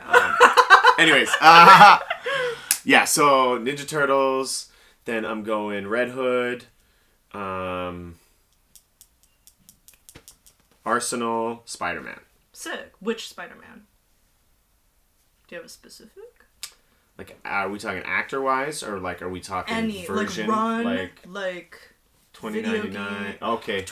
Miguel O'Hara is probably my favorite Spider-Man, aside from Spider-Noir. But yeah, he's I just gotta go with like classic Peter Parker. Hell yeah. You know, and I like Friendly Neighborhood Spider-Man. Yeah. I'm not like the Avengers Spider-Man. Yeah. Like, don't get me wrong, I watch the shit. I'm just saying, like, my preference is like him just doing New York shit. You know? Yeah. Okay. Yeah. I aside from one of them, put down, like, actual runs, because I do read comics on the often. Alright, okay. On the often. I try at least. My first one isn't technically a superhero, but I'm going to count it, because I just want to talk about it. I'm putting down Megatron from the IDW run of More Than Meets the Eye and Lost Light, written by James Roberts. Okay. Megatron went through the best character arc I have ever seen in those comics. Those comics will break your heart. Even if you're not a Transformers fan, I recommend anyone to read them because they are so beautifully written and the art is incredible. I got the honor to meet James Roberts, the writer, and Alex Milne, the artist, both at TFCon, like, this year. Was that in Saga? Yes! Yeah. You should go. That was, like, I think that was, like, next to my work. No way! It was at, like, a hotel, Hilton. right? Yeah. It was next to my gosh. work. Yeah. Tickets are usually, like, $20 or $30. It's so worth it. Yeah? But also, I am batshit insane about Transformers, so I don't know. I dig it. Those comics are incredible, and Megatron he's not only the antagonist, but he's also the protagonist, and you weep over him, and he does some horrible stuff, but you're like, it's redeemable, and you just want to hold him, and it's great. Alright. Doctor Strange from the Jason Aaron 2015 run is my favorite Doctor Strange run ever. I believe it's 6 volumes. They're the comics that Benedict Cumberbatch read while, like, trying to find stuff for his character for the first Doctor Strange movie. Mm-hmm. They're incredible. The art is amazing, and I don't know, it's just really good. Yeah. There's fun little like anecdotes about Doctor Strange that you would never think about, like how he can't eat normal human food. He has to eat, like, mystical food, and it makes him really sick for some reason. Yeah. I don't know. I don't know a lot about Doctor Strange, but I really enjoyed the first movie, and I watched it, and, like, I didn't really want to watch it, and I enjoyed it. I love it. And then I was like, fucking, second one was alright. I thought they could have done a little more with it, but, I mean, it was alright. Are you a Sam Raimi fan? Do you like The Evil Dead?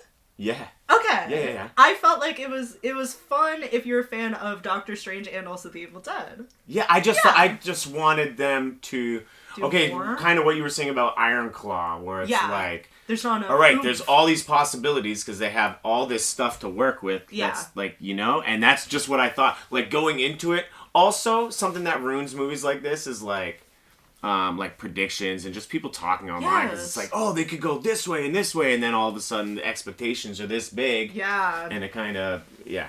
Yeah. But no, I thought it was good. Sam Raimi's awesome. I've seen Evil Dead the musical. Oh my gosh, I've never seen it. Yeah, it's awesome. They have, like, a splatter zone, which is, like, the first 2 rows. Some dude was wearing, like, an all-white suit. I thought it was awesome. Hell yeah. I wasn't there. They're a little more expensive. And... Yeah. Nice. My boy Constantine. Yes. From the 1992 Original Sins run, the very first, like, volume of Hellblazer. Yeah. I love 90s Constantine because I love, like, grimy comics like that. Like, one of the first stories is a man who's, like, covered in bugs, and he can't get rid of, like, these evil bugs under his skin and stuff. Love it. Yeah. Gross stuff like that. And the art style is really, really good. Put down Wolverine, just in general, because I fucking love Wolverine. Yeah. He's perfect. I'm so excited for Deadpool 3. I know. That suit looks so good. And then Cable from a 2017 run, just called Cable. Mm-hmm. I also really, really love Cable. Right. He's been one of my sweet, sweet boys. This is my issue with Cable in the movie version, is that I felt like it should have been Ron Perlman. That's good! I was on that. I was like, Josh Brolin, you already have him doing something. He's another guy. You guys gotta... And now they're combining everything, and it's gonna be weird. Like, are they gonna have Cable meet Thanos at some point and have, like Deadpool could pull that off. Oh, yeah. You know? Like, some weird way they could just have... I never thought about that. Yeah. I just thought Perlman would have been a better choice, but Cable's a great character, yeah. Yes. Underrated, too. Like, absolutely. I apparently love sad father characters, because between him and like Miguel O'Hara, I'm like, you're perfect. I like Constantine too, though. Yes. What do you think of Swamp Thing? Do you ever check out any? Never Swamp thought Thing? about him. Okay. Let's do movies of the year. Fuck yeah. Okay, so My now expertise. as I come up with these, I'm a huge DC guy. I just want to say off the bat. And I think that, I mean, DC's had some financial, they're just not Some woes. financially successful movies. Did you watch The Flash? Yeah. I never did. Yeah. Did you like it? I did like it. Okay, shit. But I didn't like. There's lots of things I don't like about it. But it's on my list. Okay. But the first one, and like DC's in a rough state. James Gunn's taken over. I haven't, as someone who goes to see every DC movie in theaters, I don't even know if I'm going to see Aquaman 2. Like, I just don't know. I might, maybe, if I'm like done work early on a Tuesday or something. I don't know. But Blue Beetle is my number one. I thought Blue Beetle was great. I didn't see it. I thought it was fun. It made me cry. It made me laugh. It's like That's all you need in it a did all the film. things, and nothing felt like forced. Yeah. You know, and it had the budget of like a romantic comedy. Like they did like amazing things. I mean, this movie just shows like you don't really need massive budgets to like create these just memorable movies. Yeah. The Flash is my number 2.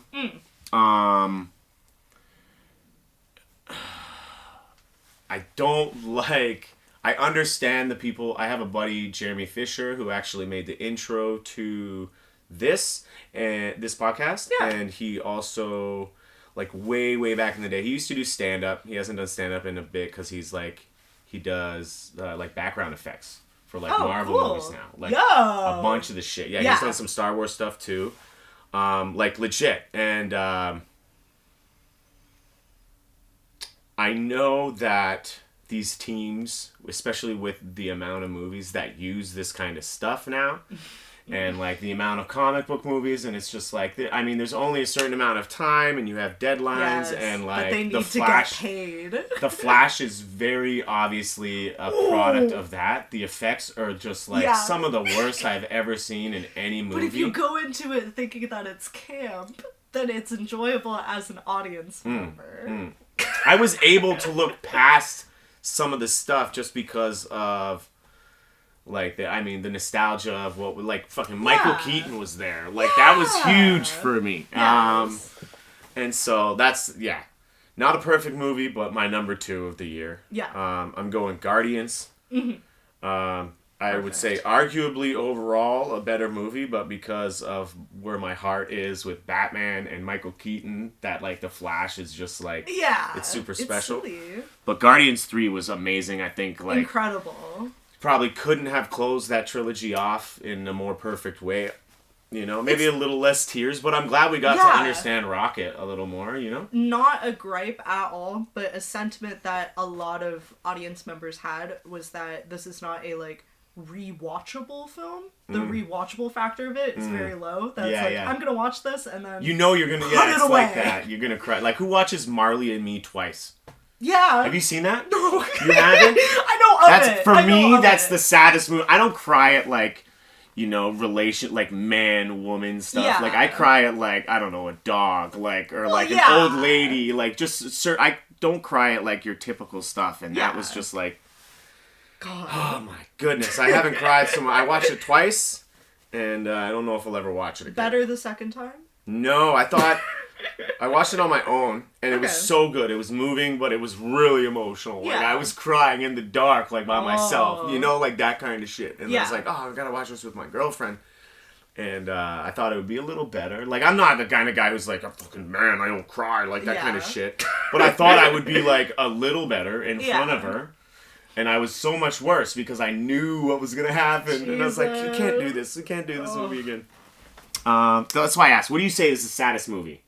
Before we move on to my number 4. I don't watch that many. The majority of movies that I watch are not sad, so I feel like I can't. Alright.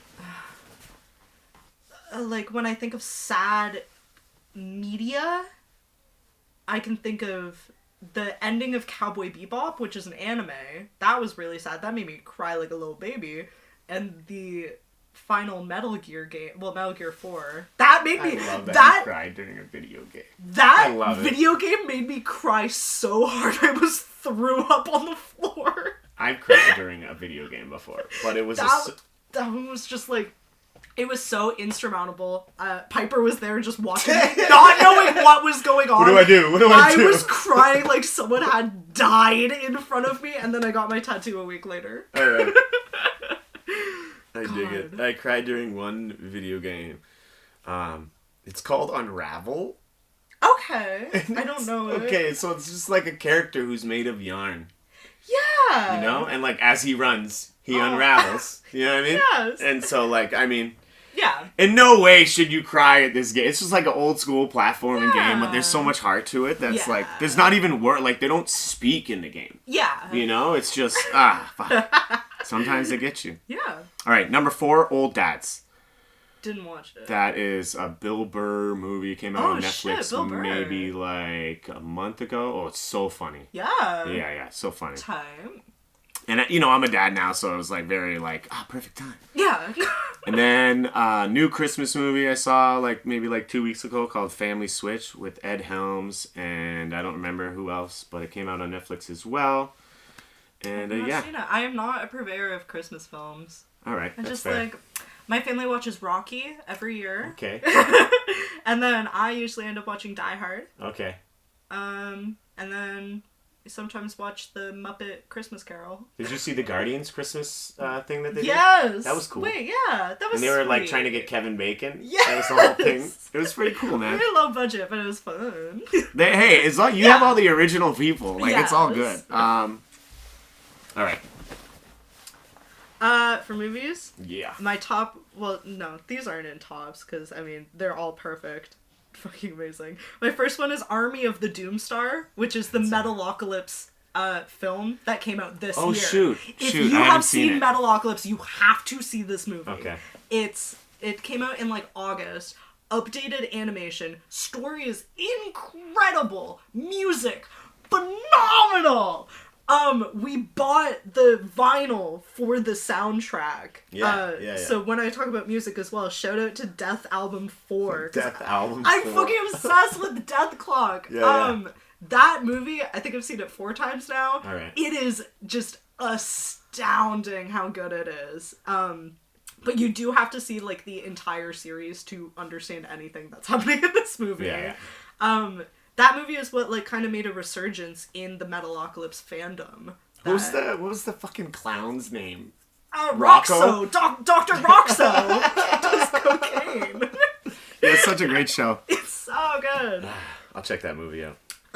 My second one is, hear me out, Oppenheimer. Yeah. I feel like a lot of people in my sphere didn't watch it. I saw it. Okay. Yeah. Thoughts? I liked it. Okay, I enjoyed it. Okay. Yeah. People either hate it or they love it. And the people who love it, I have found, are all my film friends. So they're, like, super astute about it. And they're like, this is why it was a perfect, 5-star film. And then everyone else who says that they didn't like it, they were like, it was talking for 3 hours and it was boring and I hate the nuclear bomb. I'm like, understandable. But that movie, I saw it in 70mm IMAX. Are you a Nolan fan overall? Like, do you like his stuff? Yeah, I never watched Tenet because I heard that was horrible. I really like Dunkirk, but I saw that one. It was very, very good. But I saw it in IMAX, so it was very loud because it's nothing but gunshots. Even Oppenheimer was like, it had its moments. Oh yeah. Oh my god, the bomb going off was very startling. It was so weird how they did that, like... It's just the absence of noise. Yeah. I loved it. I was going was crazy. Cool. I don't know. I'm also, like, a freak and love history in the way of nuclear weapons. Okay. So I was like, yo, this film is for me. I don't know. No, it was good. Yeah. Solid movie. John Wick 4. I'm a Uh-huh. huge John Wick fan. That movie was incredible. The cinematography team, astounding. I cried at the end. No spoilers, but I mean, it is like the last John Wick movie. And there's one, like long take that they do in an apartment building that is insane, that even if you don't watch the film, just watch that scene. Mm-hmm. I love that. So good. Have you ever seen, sorry to interrupt, No. Birdman? Yes! I love that? Birdman! Yeah. So Birdman good. and 1917. That No, movie. I haven't seen 1917. 1917 is a one-take World War I film. Okay. Or, yeah, it would be World War I. It's insane. Came out like 2 years ago. Okay. Really worth it. Not a new film at all, but Transformers 1986. Like the original Transformers movie. Because I saw it this year and it changed my life That checks out. fundamentally. So good. I've probably seen it, I don't know, like 6 times now. Yeah? Alright. I am a serial film rewatcher. Oh, yeah. No, I've done that too. I remember back in the day I rented Happy Gilmore from the library. I still have never seen that. I fucking watched it every day. Oh my god. Yeah. And then Across the Spider-Verse. I haven't seen that. No! That's why. I'm over here talking about Miguel O'Hara and you don't even know. No, I know Miguel. Okay. I know all the Spider. Even before that, I've been like hip with Miles for quite a bit now. Hell yeah. You know? But yeah, like I definitely want to see it. It just was like, it wasn't in theaters for very long. I remember, same with Ninja Turtles. Like, I love Ninja Turtles. Oh my god, Mutant Mayhem but like, is it so came out, good. and it was gone from theaters. I just haven't seen them yet. Yeah. So, but I'm sure both of those movies are phenomenal, and my Mutant list would Mayhem be different. Is so good. Yeah. I've also seen that, I think, 4 times. Yeah, yeah. It looks great. The art style looks great. Cool little fresh original take on the Turtles, you know? Oh my god, the voice actors are just incredible because they are just legitimate kids fucking around. I want them to do another live action. I just want them to do it right. You know? Yeah. Yeah, because the first, like, the 90s Turtles, those live action movies, like, with such a place in my... you can see the, like, actor through the mouth. I love it. Oh god, that's camp. I feel like the second one was a little more cheesy. The first one, it was like... First one was like a DC movie. The second one is like a Marvel movie. Yeah. You know? Yes. That's kind of what it was. They're trying to take themselves way too seriously. All right. What else do we have here? Music. Okay. I feel like we're going to be drastically different here, and that's fucking cool. What do you got? You go first. Okay. My first one is Fall Out Boy, So Much for Stardust. Aside from, like, David Bowie... Fall Out Boy is my next favorite. You saw them this year, no? Yes. Yeah. So I was sobbing uncontrollably that entire concert. All right. It felt like I saw God. I went to a lot this year and I couldn't justify. My buddy that I go to concerts with, like, messaged me, asked me, I was like, fuck, dude, we already have a bunch and, like, I can't really... Yeah. I can't do that. I got, like, pre-sale. I was fucking ready. Where was it? Budweiser. Yeah. Nice. Hell yeah. It was... absolutely incredible. They look like they put on a good show. I like the yeah. Oh my god. Also, this like whole tour plus that album is like meant for Fall Out Boy fans because it's a Taylor Swift thing that they're doing like eras. So they're playing old shit it's like all the way leading up. Oh my god. Incredible. So good. That album is perfect. Fall Out Boy doesn't make bad music. Period. My second one is Amazing Things from Don Broco. Okay. I also saw Don Broco for the first time. I fucking love them. I was in the pit at Don Broco. I saw them a few years ago. Yes. With Mike Shinoda. I think we talked about it before. They opened for Mike Shinoda. They were good. That was my introduction to them. Yeah. So they make absolutely insane rager music. We got to meet Rob Diamante afterwards. I think I saw the photo. Yeah. I was losing my mind. They have helped me through a lot of shit, just getting through emotions with their angry music. And I love it. 10,000 Gex by 100 Gex. Okay. I was introduced to 100 Gex this year by my friends that I don't usually listen to hyperpop, but their stuff scritches my brain in the best way possible. Their music I can't really describe, but it's just bonkers noises and sound effects, and it's all chaos and crazy. but very, very good. Electronic music. Divisions from Starset. Starset are, they're kind of like Muse in the way that they are like a concept band, that they are like rebel leaders for like a sci-fi world, and their music is like this like interplanetary rebel music. Okay. It's so fucking good. All right. I want to go to one of their concerts really bad. Honorary mention was Death Album 4. And then my last one is Mad Villainy from MF Doom. Oh, shoot. I have listened to that album so many times. Rest in peace. Yeah. Okay, so I know there's only 2 of those people I don't. Yeah. I feel like this is good. Yeah. My number 1, my favorite band. I would say like tied for first is either Linkin Park or this band. Yeah. Head PE. Okay. Kind of like very few, like they're like, it's hard to describe their style because like they could literally have songs that sound like they're just rappers, and then they could have like heavy metal songs, and then they have like straight reggae songs, and then they have like punk rock songs, and then they have songs where they just blend it all together. And like the thing I really love about this band is like it's so seamless. It goes from like just like him screaming to him like rapping, like, and it doesn't feel like awkward or weird. Like it feels just like natural. You know, they have a way of just like, or like having just like a heavy metal like reggae. I just love the way that they combine sounds. I'm very big on like nu metal. Hell yeah. And then so that's my number 1, Detox by Head PE. Confessions of the Fallen by Stained. It's like their first album in like 10 years. Yo. Really loved it. Saw them this year for the first time, which was amazing. Nice. It's weird. I'm like at that age in my life where now I'm going to see like half the bands and groups that I go to see aren't the headliners. Like I'm that guy's like, no, I'm not here for fucking Godsmack, bro. Okay. I'm here for Stained. You know, like I'm just, I literally went to see Head PE a couple weeks ago, and like I didn't stay for the headliner because I was just like, I gotta work tomorrow, man. Yeah. You know, like. Nice. So Stained's my number 2, Confessions of the Fallen. All Our Guests in the House of God by Vinny Paz. Whoa. He's my favorite rapper. He's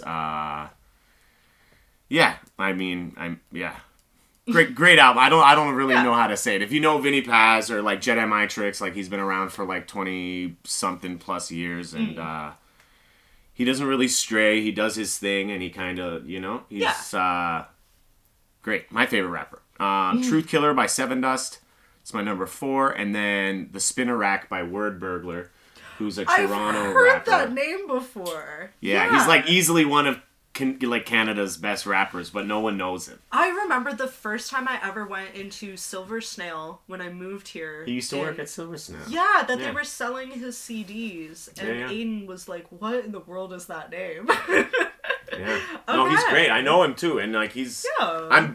I'm trying to get him on the pod, but he just had another baby. Oh shit. And like, so it's this thing, but he's so underrated, and like a lot of his stuff. Very nerd. He's done like the nerd nights at like the Fan Expo like every year. He performs there with like that band. That, I don't know what they're called. The Transformers band? Yeah, they dress as robots. I've never seen them, but I saw them once at TFCon passing by, and I was like, what the fuck is that? Yeah. They look cool. I've never actually gone to shows then. Yeah. But yeah, that's my 5. Sick. All right. Yeah. I guess we'll do topics. Let's get into this, and then we can wrap her up. For sure. Oh shoot! Don't take too much of your time. I'll bring it over. You can pick whatever one you want. Nice. All right. Yeah, I used to have this other one, and it like the questions were just always like sexual, and I just felt like they weren't leading to good conversations. Yeah. And that was the whole idea, to kind of just like deviate from like everyday topics. One of those I don't really get. Okay. All right, take your time. Okay. Wait, no, I'll just do this one. You're just gonna do it? Yeah. Did you even read it yet? No. Okay. We good? Is it good? Yeah. Mine's all right. Yeah, it's a thinker. Okay. All right, I'll do one of mine first. Do you have any irrational fears? If so, do you know why? Well, okay. I do have a major fear of blood for some reason, despite being a horror fan. And I had a stint where I wanted to be in, like, the medical field before I found film. So the idea of being a doctor, but I, like, faint at the sight of blood is insane. When I was younger, I used to have an insane irrational fear of trains. That I would constantly have nightmares where I'm stuck on, like, railway tracks and there's a train coming after me, Indiana Jones style. Okay. But I go on trains all the time because I have to go home. But I feel like nowadays, I'm fearless. I'm fearless. That's what's up, yo. All right, I dig it. What about you? I was trying to think when you were talking a little bit, if you're but a father, you have so much fear. there's definitely things that have changed since I've become a father, for sure, that I'm, like, more afraid of. Just, yeah. The world. But I would say, out of me and my lady, I feel like I'm the more rational one. Yeah. But I have my moments. I think, really, I don't know if this counts as irrational, but I have, like, a fear of losing my teeth. Like, I literally have, like, multiple dreams where, like, and, like, I don't remember exactly, the dream, but I remember waking up, like, I'll, like, fucking, for some weird reason, I'll be, like, doing the dishes, and then all of a sudden I'll start to, like, chew the dish rack, and all my teeth are, like, have you seen Leave the World Behind? No. Okay, so it's that new movie fucking on Netflix, and I'm not gonna give the movie away, but, like, one of the creepiest scenes in it is, like, one of the boys wakes up, and, like, he's, like, pulling his teeth out, like, with ease. Like, his gums are, like, bloody, and he's like, what the fuck? See, and he starts pulling that teeth. shit out. And it's like, when I saw that, it just fucking, so I don't know, like... People say that those dreams are caused by insecurity and lying. Okay. If I'm definitely insecure. Yeah. But, like, I'll have dreams where, like, I, like, fall from a building, and then all of a sudden, like, I'm, like, falling face first, but I don't die. I just hit my face off something and lose all my teeth. You know, like... That's your only injury sustained. What the fuck? What does it mean? Yeah. It means you're insecure. Okay. I don't know if that's irrational, because you can actually lose your teeth. Is it irrational? I would say that that's a fear. Yeah? Alright, I'll go with that. It's expensive to lose. Alright, what you got? Do you have obligations you want to end? What else could you do with your time? Is it something that you would... I feel like... Okay. My 9-to-5 job. That's a pretty safe answer. I would just say that. And it's not like I hate it. Yeah. It's not like I hate it. I went to school for culinary stuff. Like, I do enjoy cooking. But, like, I'm over the industry, and I want to do the things that I really, like, I want comedy to, like, kind of take off, and I would love to, start reffing for, like, Impact or fucking any bigger promotion, on a regular basis. So, I guess that's my answer. Yeah, I don't know. Because I'm still so young, and I want to be in the industry so bad. I like working. I feel like I need that. Well, what sounds like what you do is very, like, you get to flex more creative muscle than, like, I do. And I think on like, we're both... No? You don't think so? Well, in my, like, job... At the prop house, it's a lot of, like, actually doing returns and, like, working with system work and stuff. Because you are, like, consulting with people, but it's, like... I hope to, at one point, be the buyers going into the prop houses, getting stuff for production. Yeah. But, I mean, it gives me time to do more free stuff in my free time. So, yeah. All right. How often are you away from your phone and other devices? Yeah, I know. I'm almost 23 years old. I am addicted to this thing. I think my average screen time is 6 hours a day. A day? Yeah. Yeah. I can't remember the last time I looked. I don't want to look. But also I do this kind of for work as well. That's what I say. Yeah, but that's not, my work is Instagram. No, I feel you, and like, it's, yeah. Even, like, back home for Christmas, I was very much on it a lot. Yeah? Yeah. Yeah, I'm definitely on it less now that I have the baby, but, like, I'm still on it more. Like, I should do more with the free time that I do have. Yeah. That's all I'm saying. Yeah. It's not often. I'm constantly around shit or doing, yeah. It's good. This is my little dopamine machine.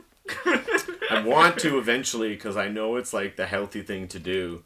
Whatever. Healthy schmalthy. I want to fucking leave my phone outside the room. Everyone's like, just leave your phone outside the room when you go to... Do you have a TV in your room? No. No? But I spend a lot of time in the living room. Gotcha. All right. What's your last one? You're on... Yeah, this one's a little bit interesting. Okay. When have you overcome your fear? How did you do it? How did it feel? Okay. I don't really need to go too detailed into this. Stand up. When I started stand up. And then bungee jumping. Yo! Heights is one of my, like, if not my biggest fear. I like heights. Well, the thing is, like, dude, yeah. bungee jumping was amazing. Yeah. Right? And I knew it would be great. I knew it would feel great. But, like, just walking on the bridge was, like, super hard for me. Like, I was, like, holding the rail. My knees were weak. Like, it was bad. I knew it was going to be worth it, and I don't like letting fear control me. So I was like, well, fuck it. You know, I'm just going to do it. But, like, getting there, oh, God, it was rough. I'd like to go skydiving one day. Yo, yeah. Nice.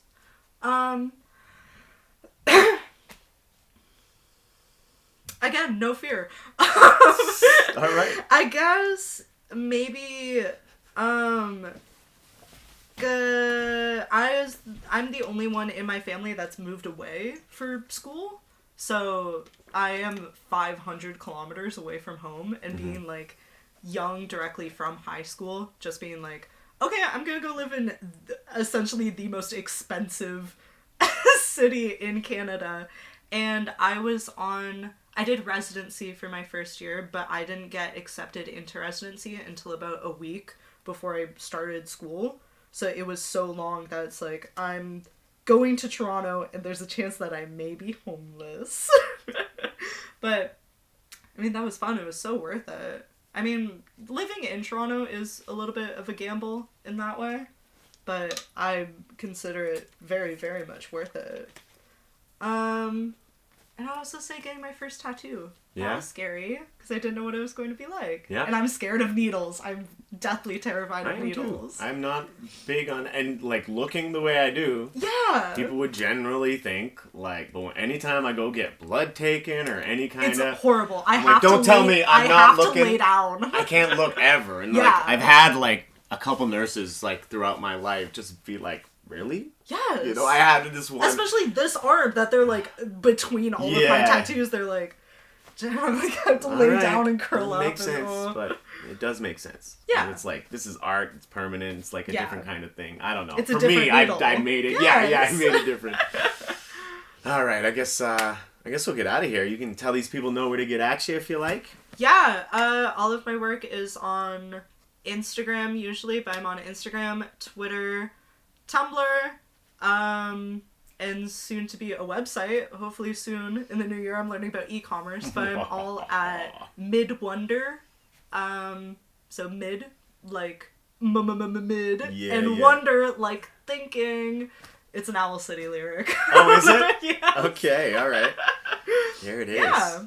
Dig it. Well, thank you so much for being here. Thank you. It's been a pleasure. Yeah. Guys, like always, this podcast is brought to you by Neon Light District. Hit them up. Use code PillowTalk to save 10%. And by The Great North Apparel. Hit them up. Use code PillowTalk to save 30%. Thank you once again for being here. Go follow Midwonder. And I'll see you guys in 2 weeks. Yeah. Peace the fuck out.